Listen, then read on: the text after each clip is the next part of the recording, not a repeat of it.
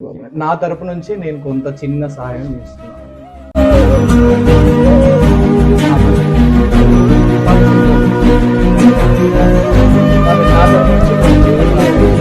So ప్రతి ఒక్కరు మీకు నిలబడతారు, నేను నిలబడతా. ప్లస్ మన అమ్మ స్పోకెన్ ఇంగ్లీష్ కూడా మీకు ఎప్పుడు సపోర్ట్ ఉంటుంది.